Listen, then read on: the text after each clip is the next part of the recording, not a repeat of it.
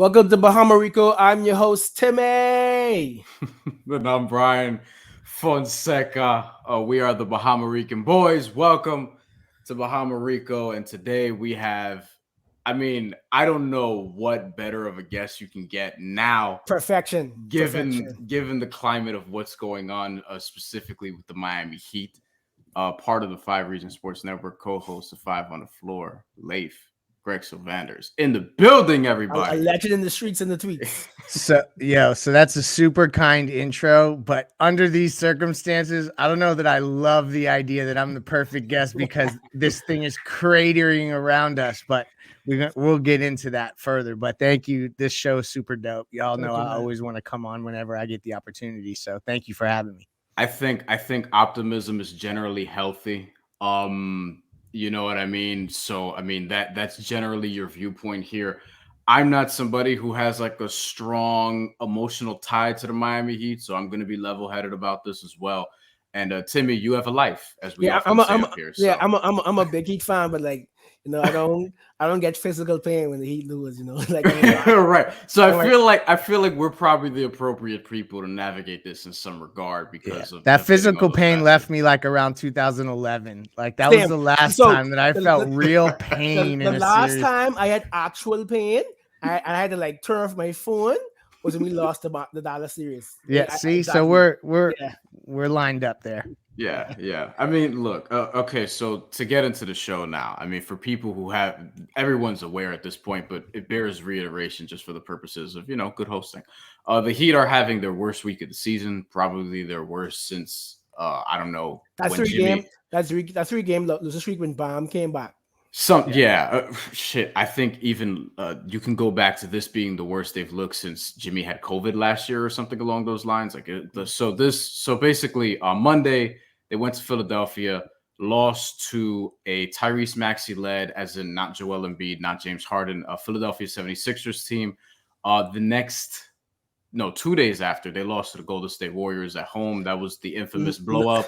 No Curry, no Curry, Clay, no Draymond, no Draymond, no Wiseman, no Otto Porter, no Monte Ellis, no David Lee, no Tim Hardaway Jr. You can keep going. No Andres Beatriz, like they weren't there. No Iguodala. No Iggy. No Iggy, no Latrell Sprewell, no PJ Carlesimo, and then 2 days later, they had a good first 3 quarters against the Knicks. I went on the road thinking all was well, it's fixed. Oh, you were driving? Yeah. I left my house. It's like, oh, this is a wrap. I wasn't on the road and felt the same way. I'm like, yo, they responded. This is what's up. I got to my parents' house. My next friend was like, wait, y'all suck, babe. I'm like, what you mean? He's like, I did the similar thing because I was watching all the college basketball games, and then I just flipped on the score in the fourth quarter because I had it on a little bit, and I was like, oh, okay, they look good. The ball's popping again, et cetera, et cetera. And then they had their worst fourth quarter of the season. And then on a back-to-back, they lose to the Nets, which that was the least surprising one to me because it was on a back-to-back. But worst week, it just leads me to the question, Greg, what the fuck is going on? Yeah, what the fuck is going on? Where do we start? I would highly recommend that our viewers check out a column by a dude named Brian Fonseca on basketballnews.com. The Heat's blow up was necessary, but now the rest is up to them because that was actually super dope. Appreciate that. And so I'm shouting you out to start, but I don't really know where to go here because there's an element of this that I think it's straight up basketball related, and we can dissect those elements of what's going wrong basketball wise. Maybe some things we predicted they were going to struggle with at some time, and they had just somehow they didn't feel the impacts till now. But I also just by virtue of hearing things behind the scenes, obviously communicating with sources, communicating with Ethan, who has sources. There's also stuff happening behind the scenes. And I would be remiss if I didn't mention that there's issues surrounding Jimmy Butler. There's concern in the organization surrounding his attitude and his approach at this particular moment. And that bled over onto the court. We saw that take place. And so there's either two things are going to happen. Either this is going to be the absolute catapult, like at some point they're going to click and things are going to work out, or that night, that infamous argument, they're going to just look back on that as kind of like what undressed this season. And I just don't know how to get away from it. I know everyone wants to kind of get to back to basketball and feel like that's nothing. I just can't take it that way when you've seen how this has cratered since. I mean, am I crazy? Am I making too much of it? Because, I mean, truthfully, what we hear behind the scenes is that when everyone's losing, everybody's in a bad mood. I get that. But there were just elements of this that then when you watch the effort level, they just feel disconnected. Timmy, am I wrong? And I don't know if it was maybe tiredness. Like I said last night on pregame, I realized, okay, Spo is going through what he's going through, so that makes sense. And we know Larry has his stuff, so we don't know if maybe personal issues are just coming to a head. Maybe it's the grind of an 82 game season. But just was, I'm like, do you got, and like me personally, like Jimmy, why you sometimes to me just like, for instance, he got Kevin Durant in the air, but he took like 3 seconds too long to try pass the ball. And shout out to Trilly. Trilly said how you could see where Hero was kind of like fed up in the corner of Jimmy's ISO. Like, yeah. And I don't think I've ever seen that all season. You could correct me if I'm wrong. I don't think I've ever seen Hero actually fed up with Jimmy. No. He hides that very well. And like, that's, I guess, moments like that. Although I guess you could kind of pluck those out without context throughout an entire season, and you could spiral out of control with little clips. But shout out to Trilly because he did find Hero looking frustrated in the corner there. A lot of standing around, Jimmy pounding the ball, a lot of Jimmy fadeaways. I'll just say this. The more that I asked around, it sounded like at some point the staff went to Jimmy and said, like, let's try something different late in games. And I don't know that was met with the most open mind. I think that maybe there could have even been a little bit of like he felt offended by the idea of him having to defer in any way. And so I don't know if that was the impetus for all this, but that's like kind of what I've been able to at least identify as some of what has connected the dots here on the struggles and the flare up with Jimmy in particular. But man, it's such a bummer, yo. Like, this totally bums me out because this team, I really felt like, and I still feel like when connected, they can win it all. And like, so that's why it takes the wind out of my sails to see them struggle. I'm thinking about their personalities, right? Because Jimmy, I mean, people have to remember because he gets a lot of criticism. But this is somebody who went from being homeless to a first round pick in less than a 10-year period, and then became a most improved player and a perennial all-star and perennial all-defensive player ever since.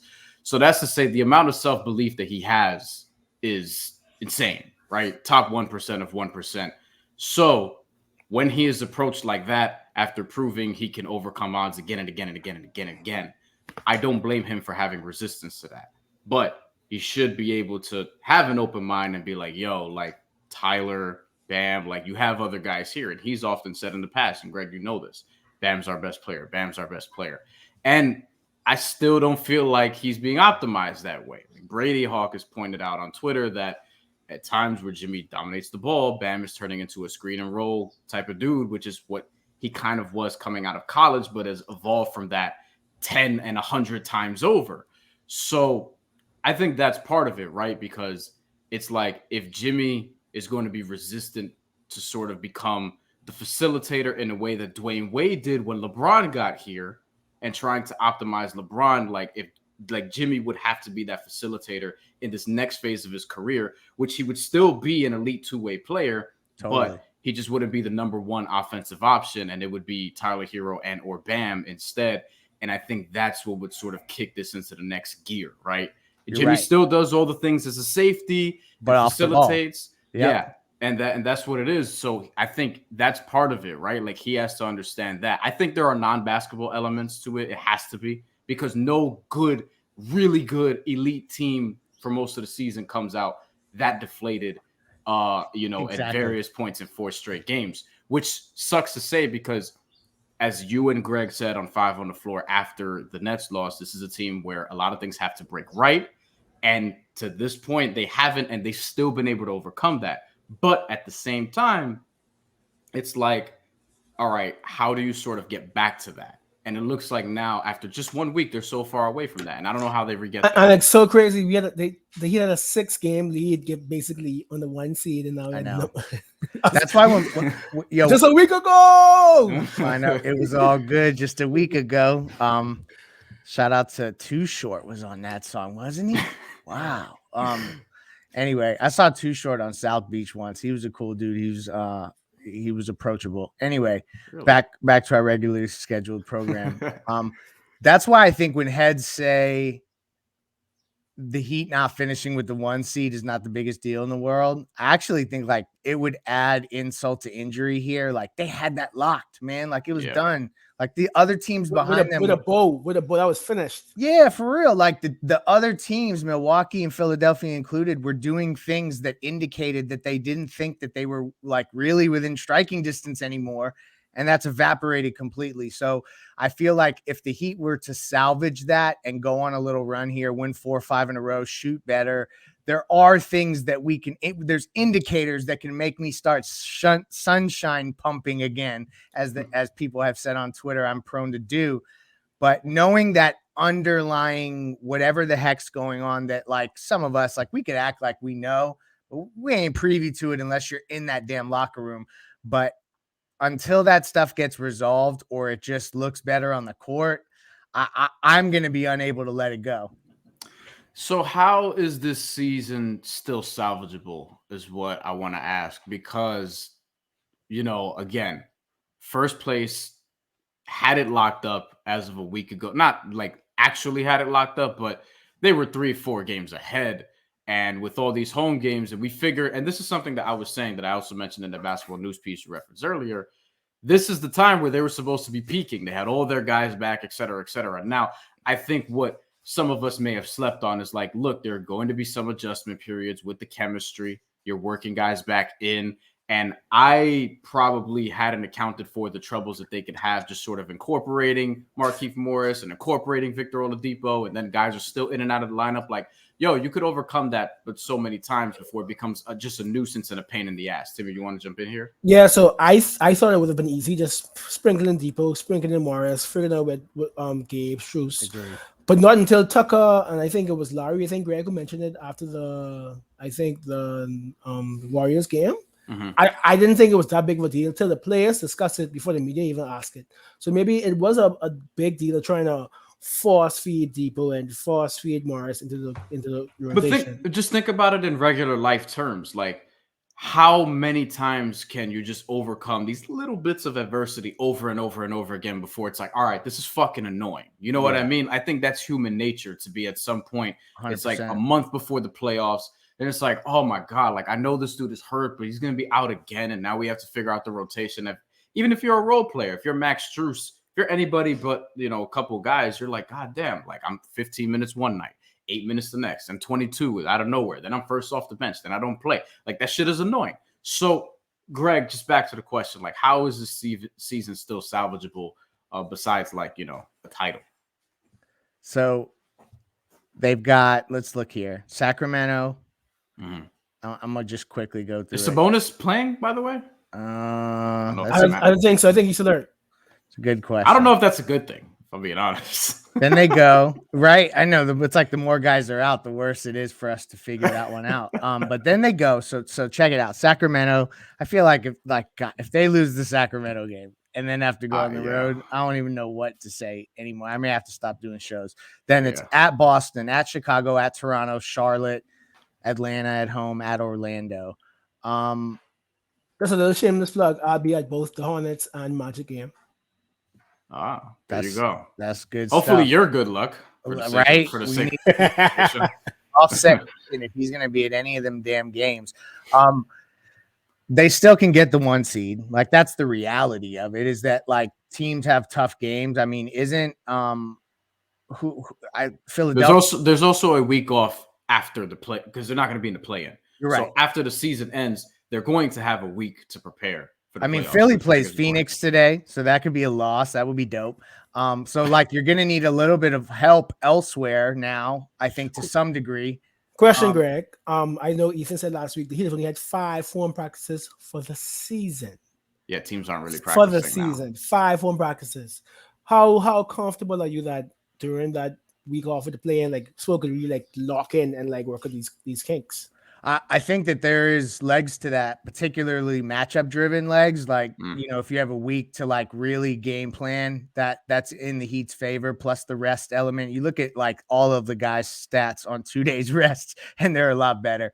But here's the other thing that, like, when you talk about what the path is, to me, we've been talking about the Heat's depth all season. They're 10 deep, they're 11 deep. How is he supposed to going to manage all this? He needs to go to 7 and 8. Like, trust 7, play 8. Like, I am no longer worried about saving PJ Tucker's legs or Kyle Lowry's legs or Jimmy Butler, this and that. I think that he needs to shrink the rotation, and he needs to make the guys that are paid to be relied upon, the players that were brought here to be planned and like put in those rotational spots, whether it's Duncan, PJ, rely on those guys and shrink the rotation. I think that that's your best chance at getting this back on track. The more that you insert more guys, I think it gets more and more confusing. So that's my answer, but like, I really don't have answers at this point. Like, it's just been deflating. Should we I think I saw people talk about last night that this game has actually cemented this playoff rotation with how the benches look. Is it time to cut Depot's Yeah, Patricia out of Barber? there. I'm done. Oh. No, and then I hate to say that, and I'm not trying to be cutthroat. Like, there's Yeah. another place in time where we can reapproach Depot and try to see what he can do. When your team is hemorrhaging like this, no. Like, that shit got to go away. You got Caleb off the bench, you got Tyler off the bench, and whatever functional big can play for like 10 minutes while Bam gets some water. And that's it. Like, all the other guys got to sit down right now. If Gabe can all of a sudden shoot like Gabe shot back in January, yeah. February, March has been Pre-All-Star rough, break. but I think Yeah. January was very good, or one of those months. But anyway, y'all know the point. Pre All-Star break. Correct. If he can recapture that, there's absolutely a role for him. But shooting sideways the way he's been, to me, shrink it down even further. Like, let's put the onus on these guys so that by the end of this, you get paid the big bucks. like by the end of this season, I guess this is where I'm at, y'all. Like, I want Kyle, Jimmy, Bam, and Duncan to have to go to the podium and explain why it didn't work. And I don't want it to be about anyone else, but like those guys stepping up and speaking about it. And so play them 40 minutes. There's my solution. I mean, look, like, I think there is something to that, the money factor. And then something that Ethan said on 5 on the Floor that stuck with me toward the end, because I've had a similar thought, because Timmy and I have talked about up here. All right, people are talking about whether or not you max Tyler Hero. And to me, it's a question that you can't possibly answer now. You have to wait until after the playoffs when the season ends. So there could be a scenario where let's say they win a round, losing the second round, losing the first round. I don't even know what to project at this point, but that he has a very good playoffs. And then you're met with that question. And now it's going to get interesting, right? So I think that the Tyler point's an interesting one, particularly if, and I want to get your thoughts on this, Greg, if they decide to start him, because I'm starting to go that way where we've sort of talked about this a little bit. Like, when is the point that he actually starts? Is it wait till next season, which I thought was going to be the case? And now I'm kind of like, do they just show up the first game of the playoffs and he's in the starting lineup, or do you just do it now? Because as I mentioned before, it's probably frustrating for guys with role changes and constant changing and tweaking and things like that. And even for maybe the best in the league to do it on a night-to-night basis and just Spoelstra figuring it out, it's got to be wearing on them. So maybe Spo, when he comes back, first of all, because he's, got some family shit, he comes back and it's like, look, Tyler's starting. This is what it is. And then if that happens, do you just sort of hand him, option one on offense? So it would be better for the championship DVD. Well, we're not doing DVDs anymore. So what do they release now? I guess it would go straight to YouTube. The Twitter post, yeah, the YouTube, and the Twitch and the reels. Like the 06 DVD somewhere in my crib. So like, I'm still thinking that they're doing championship DVDs. It would be better for Tyler to dramatically start in game 1 of the playoffs. And I've kind of leaned in that direction myself. But to your point, like, if they lose to Sac though, and then got to go at Boston, etc. Like, at some point, maybe you do need to just go to Tyler and see how that works. And this is why I'm not as concerned as Ethan is. And he did make a good point. Like, what do you do if Tyler averages 28.9 points per game in a short series? So he looks great, but the team doesn't look good. Like, what do you do there? To me, I'm going to go back to how are Spoelstra and Jimmy Butler doing? Because like that is going to guide, like, I'm not going to trade a 22-year-old who's playing as well as he's playing. And obviously I think that we can envision where he and Bam could work together in ways that would be ways that you could build this franchise going forward. I'm not going to just trade him away for some other player to pair with Jimmy if Jimmy and Spo are still looking at each other the way they was looking at each other the other night. So like, what? I didn't want to fucking fight you. Correct. I was like, whoa. That's how y'all know UD getting a roster spot again next year. And look, as long as Jimmy here, UD's getting a spot now. I'm sure that's not the first time Jimmy Butler has said that to, or made a coach say that back to him. Do we even know yet what Jimmy said? Like, who we know? Nope. Wow. No, there's theories out there. Best. Yeah, I also want to point this out, right? Like, I think that Jimmy, look, we're all speculating here, right? But I think that Jimmy does need to do some internalizing because this is what he wanted, ultimately. He wanted to come to the Heat. Before he even went to the Sixers, he wanted to go to the Miami Heat. The coach he wanted, he tested him for that first week or whatever, and then said this is the best coach he ever had. This is after 1 week, and he didn't play for him yet. Pat Riley, this is all in his favor. All he ever wanted. His best friend is he asked Kyle, for that, the godfather of his daughter, I believe, right? Like, and they're entirely closest to reason he's here. The organization, like, really, obviously has believed in him because they've given him a max extension, and just all those things have worked out basically. So like, and this is coming from somebody who, like, Brian loves.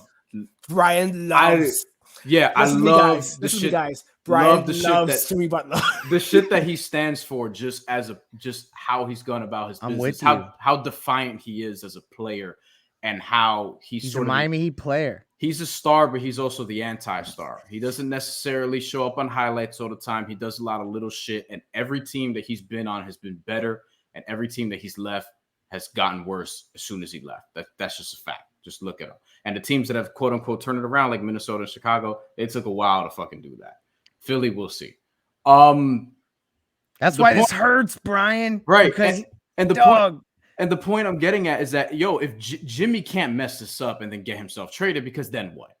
Right? Like, he has to also internalize some of this and be like, whatever the issue is, he also has to hold himself accountable, be smart enough to hold himself accountable and be like, look, all right, this is how this has to work. And while I'm going to be making the most money, I don't necessarily need to be 25 points, 22 points, even 20 points a game for that matter. He could average 18, 7, and 7 and still be all NBA because he does all the other shit. But I wanted to say that point, just toss it to you guys and see what your thoughts on that. So in regards to that, Greg, you said now we'll get an answer at the end of the season, some way, somehow, on what the bill must be. Are we going to go with these young guys or still teetering between the two? Do you think, and I'm not asking like for proof, internally, do you think that is there a conversation being had amongst themselves? Like, is this Tyler and Bam team? Is this Jimmy and Tucker and Larry time? Is there internally any type of Jimmy saying, should I be the man, or let Tyler Hero be the man, or is there any type of you think confusion? There could be some of that.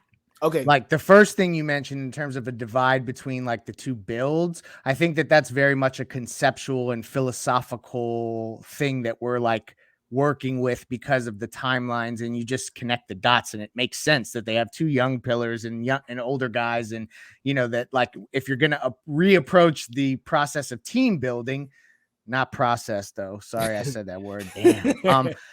Like that, it would just make sense that you'd have to choose one avenue or the other. I don't think that that's something the organization is really considering right now. I think that the other thing you mentioned, I think that there could be something to that. This was slowly evolving into a Tyler Hero. Like they looked at their best when Tyler was flourishing.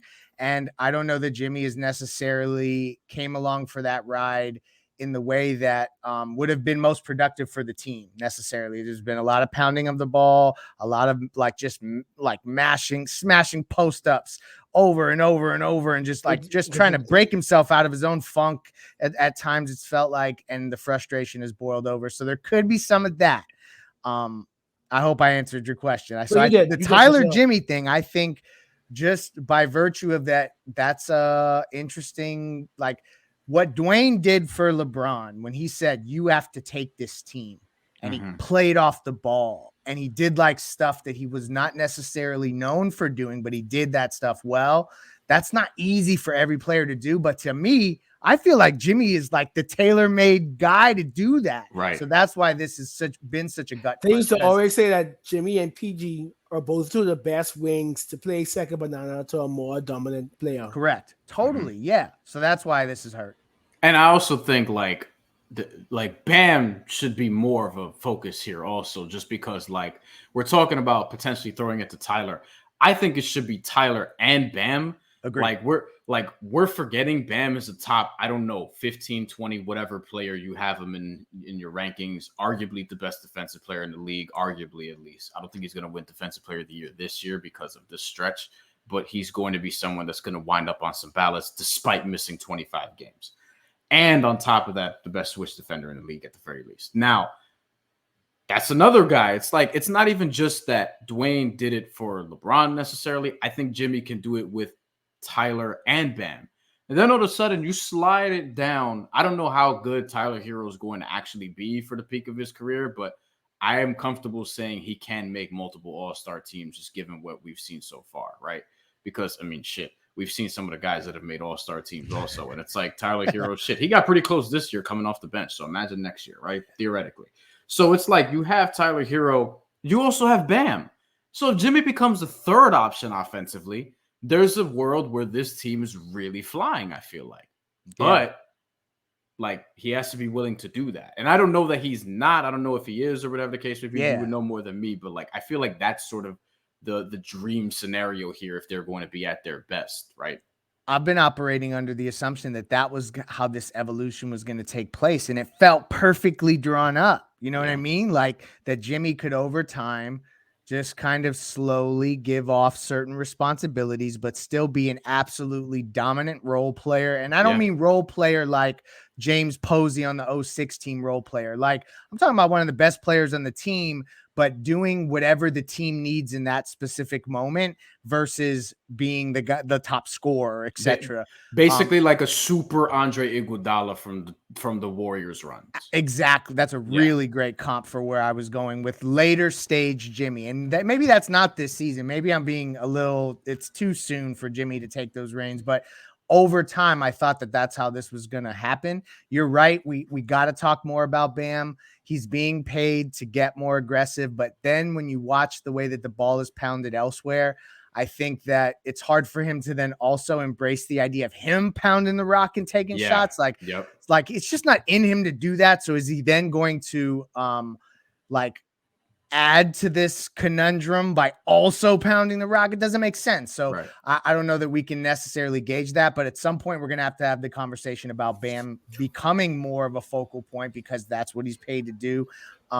So like, there's a lot of question marks, and damn dog, this season felt like we were heading into the playoffs with the least amount of questions. Like when we won that game, this is the best record since 2012. Like, it was so amazing. God. Then whoop, nosedive. And about Bam, it's like every fourth quarter, all he does is dribble on off and screens. That's it. I can tell that pisses you off, Timmy.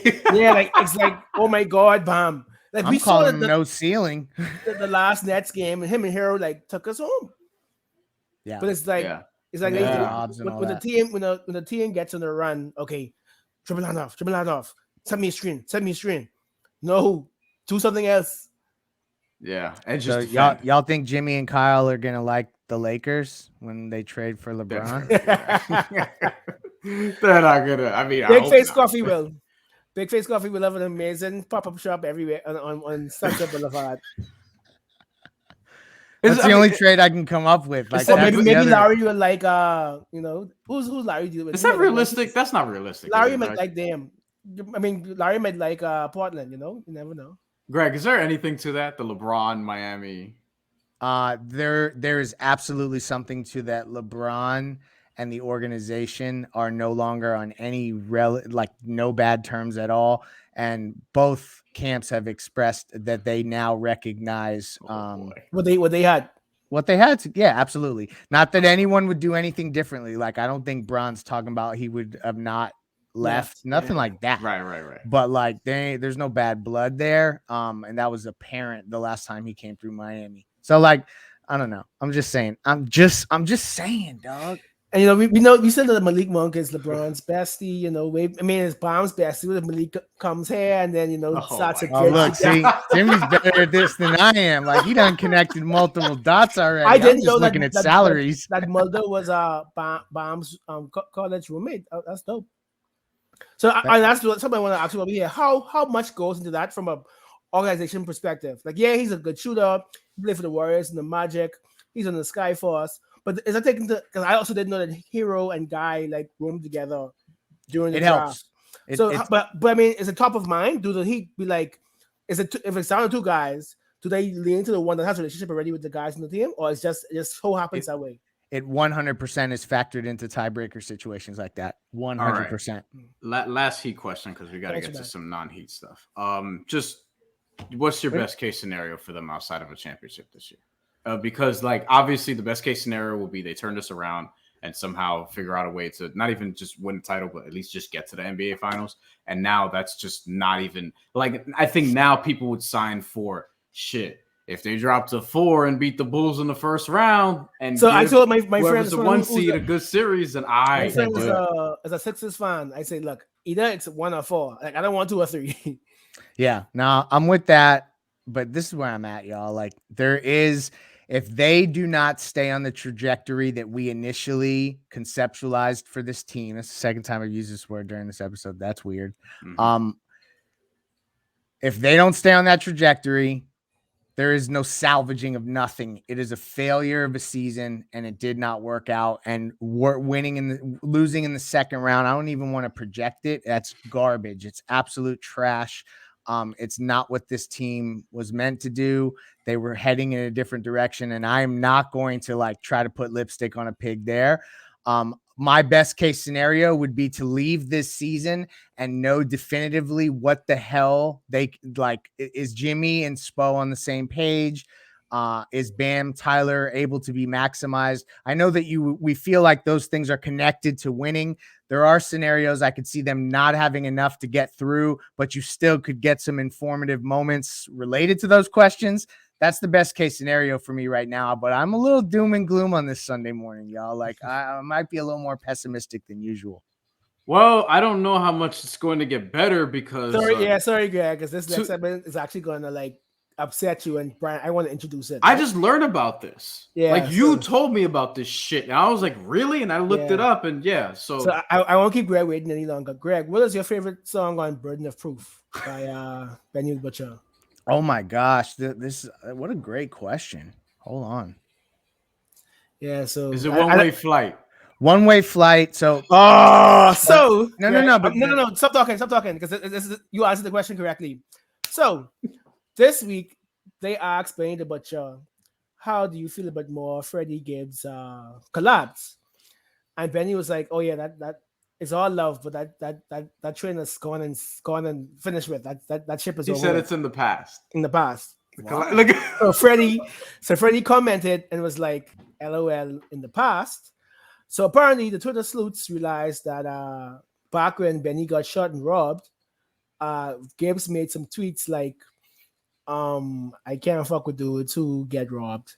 And then Benny dropped some tour dates and he performed in Austin but not Houston, and Gibbs tweeted, funny how guys got robbed and don't perform in the city he was robbed in.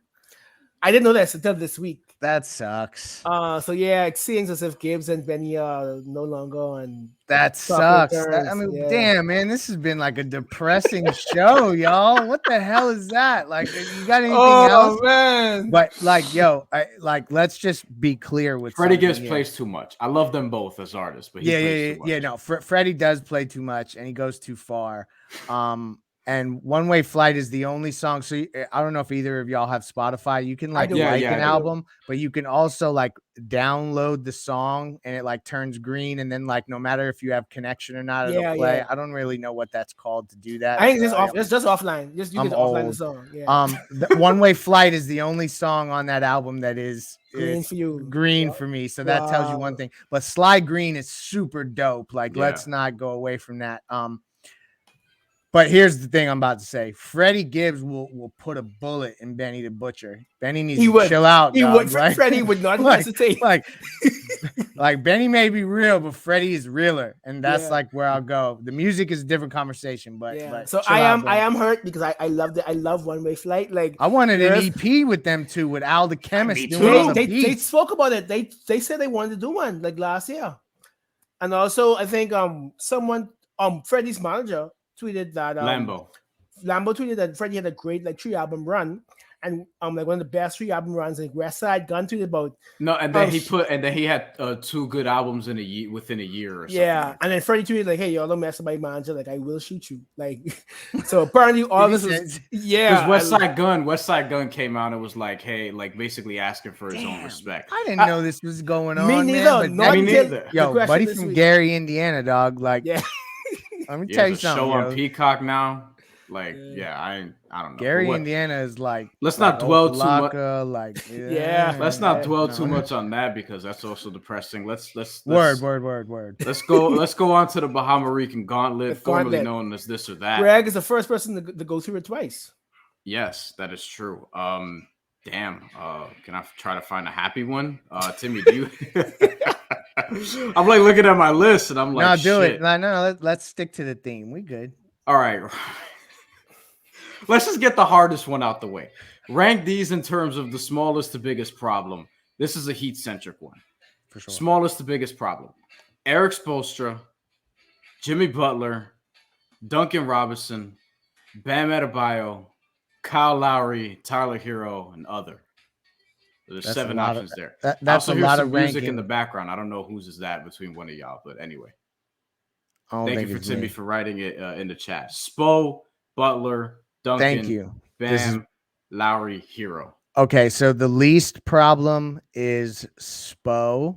Okay, I expected that. The next one is, I would say, Tyler. Yes. Bam. Yeah. Kyle, Jimmy, Duncan. I did not expect that. Sorry, Sean. I thought you would have inverted it. Like Duncan. No. Duncan is still the biggest issue. I mean, if he could just do a couple 5 for 5 from 3 games, this would all go away. Like winning and good shooting cures all. All right, Duncan. All right. I agree with the list, actually, to be honest. And Jimmy, for me, it's like, I think that's very fixable. But he just, has to just fix it, Yeah. Album you're looking forward to the most in 2022? Because we haven't got much yet. We were talking about this in chat the other day. We haven't got much. Greg's answer. I don't even why you even asking this question. Well, aside from Kendrick Lamar, which is being rumored, I don't know if you heard this, Greg. There's an Italian Milan festival that says he's going to perform new music on June 23rd or whatever the case may be. So people are connecting the dots and are like, yo, he's going to drop an album before that. Timmy up here has said Rolling Loud, he's going to be headlining. Yeah, right? he's headlining the last night next one, but that's also just July. That's later than that's July. But the point is that we should expect new Kendrick music. We're in spring now, so sometime in spring, hopefully. But Greg, other than Kendrick. Yeah, other than Kendrick, I'm really looking forward. Y'all know I'm gonna go one place. That's Push's album. Oh yeah. Just because it's supposed to be in like 2 weeks, I think. I watched an interview recently on YouTube where he talked about how he hates when he hears anybody else on a Kanye or a Neptune's beat, because he wants them all for himself. And this whole album is just those two sets of, sonically, it's gonna be just that. And I love that idea because those are all my favorite Pusha songs, obviously. So I'm going there. Who haven't we heard from in a while? I mean, Freddie Gibbs' album, Illuminati is one of my favorite tracks with Jada on it. So Freddie said June. But see, this is so far away, man. I need something now. It's like I thought like- literally like the Super Bowl was gonna be the jumping off point for the Kendrick album, and it wasn't. So who else are we missing? Is there anybody who hasn't dropped Well, in a for while? me, Schoolboy Q. I guess TDE J in Rock. general. J Rock's Yeah. a big one for me. I would take anyone in TDE. Shit. Yeah. Like it just somebody. Something. Top dog, Because drop I've listened to, the only thing I've been listening to recently is Isaiah Rashad or J. Cole. Like that's all I listen to right now from last year. I've been going back further than that.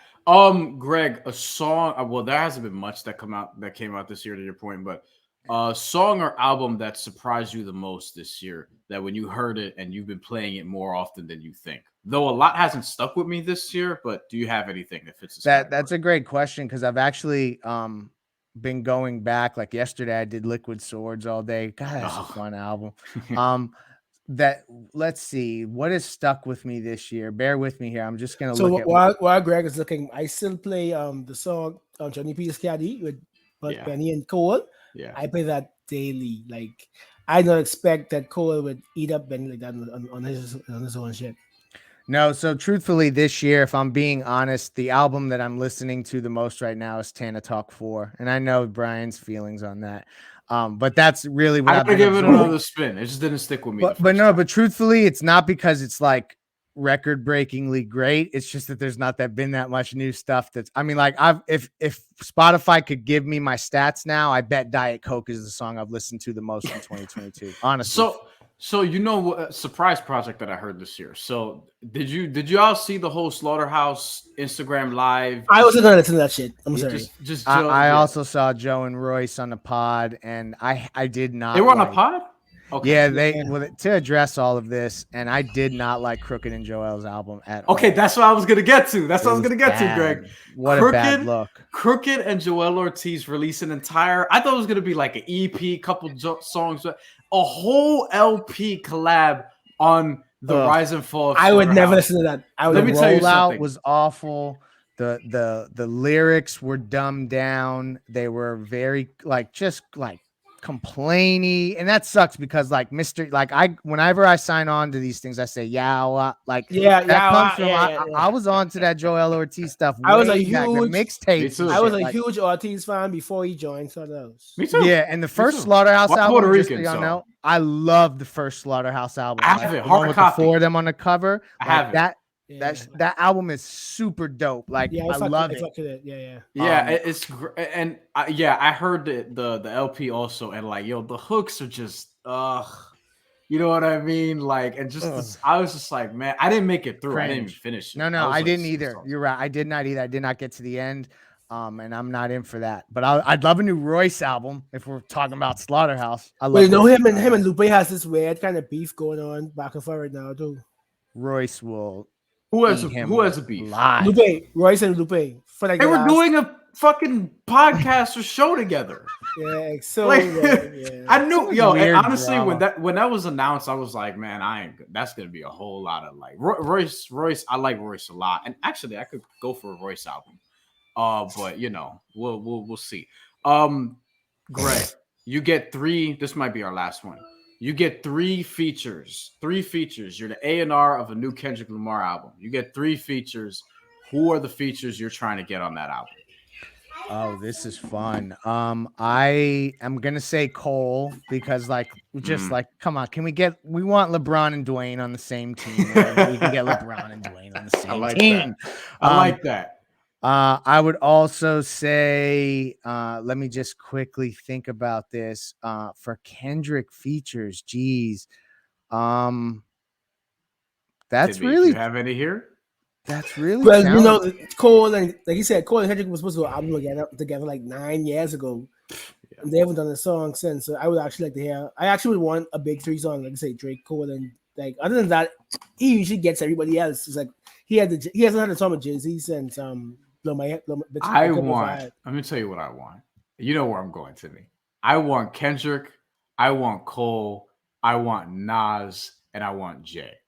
And preferably on the same song. That would be a lot of fun. How the fuck have we not gotten something like that yet? That is a lot of fun. I'm about that. Hey, I'll throw two together because I love nostalgia. Pusha and Kendrick. So that would be one that I would want to feature. I want Pusha on the Kendrick album just because I love that song. Even though I could tell Kendrick like did that verse and he was not in the same room as Pusha. Yeah, T. you can tell he phoned that verse in. You just you know how them songs go where you could tell that they're in the same room working and the other ones is just he sent a verse over. Benny and Think of the Locks. Yeah. You could tell. He there was more echo there and stuff when it was mixed. Yeah, but truthfully, like I'll be honest with you. Any of the heads on Top Dog, I would love to have on a Kendrick album, but I like Kendrick albums with just Kendrick. Like damn, like I mean, or just singers, like no rappers, just him and singers. Yeah, but I mean, I don't know. That Drake song on Good Kid, Mad City was fun. Like, there's just my Kendrick is just great, man. But like, yeah, so that's where I'm at. I want a Cole. As long as I get a Cole feature, I don't care what else I get. So if you learn 3 things from this episode, people, one, honestly, just like get some other hobbies. Like if the Heat ruin the following day for you, not the day that they're playing, the following day for you, just like as Timmy, you know, I always say this. Read a book, watch some TV, play video games, watch porn, smoke weed, do something. Meditate. You know what I mean? Plunge. Like, you know, listen to the Foo Fighters, R.I.P. You know what I'm saying? Taylor Hawkins. Like do something.